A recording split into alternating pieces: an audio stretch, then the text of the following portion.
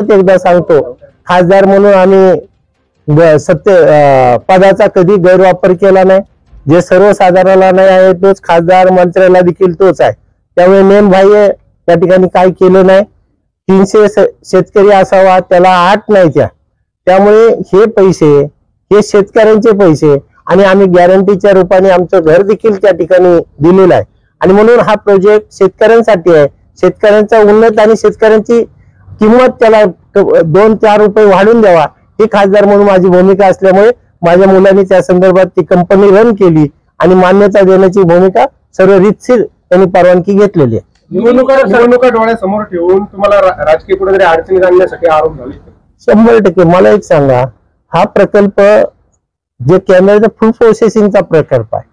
Smart ही राज्य शासनाची योजना आहे। राज्य शासन आणि कॅमेराचे गाईडलाईन्स वेगळे आहेत, त्याला वेगवेगळे आहे आणि त्यांना जे राज्य शासनाला जे स्मार्ट मध्ये आहे ते सेंट्रलचं नाही, त्याला लिंक करून त्यांनी तो आरोप केलेला आहे। त्यांनी माहिती घेऊन मी मला वाटतं त्याला 8 दिवस देऊ, त्या ठिकाणी त्यांनी पूर्ण माहिती घेऊन त्या ठिकाणी पुन्हा त्यांनी माफी मागून आणि आम्ही त्यांच्यावर आबरू निष्क्रियतेचा दावा दाखल करू। ईडीची मागणी केलेली आहे, संस्थेमार्फत या सगळ्या प्रकरणाची सखोल चौकशी व्हावी अशी त्यांनी मागणी केली। आमची सर्व तयारी आहे, कसली ईडी असू सीबीआय असू कोणत्या त्यांच्या चौकशीला आमची जायची तयारी आहे, नियमानुसार झालेला आहे।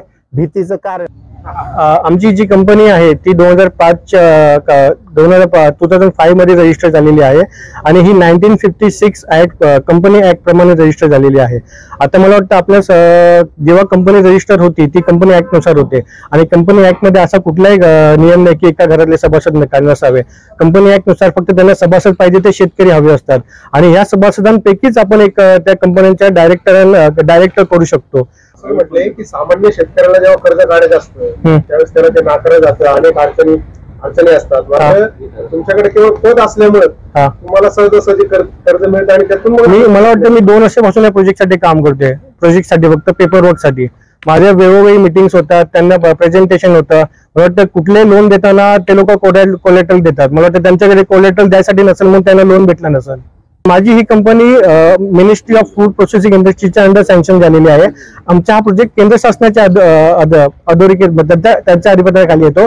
स्टेटचा आणि सेंटरचा आमच्याकडे काहीच हस्तक्षेप नाही आमच्या प्रोजेक्ट मध्ये, हा सगळं आमच्या सेंटरचा आहे। जी काही सबसिडी किंवा कर्ज मिळालेलं आहे सेंट्रलच्या स्कीम नुसार मिळालेलं आहे। Yes right. विरोधकांनी जे आरोप केलेले योजनेमार्फत तुम्ही त्याच्यामध्ये कर्ज किंवा अनुदान घेतलेले त्या आरोपाबद्दल काय म्हणाल?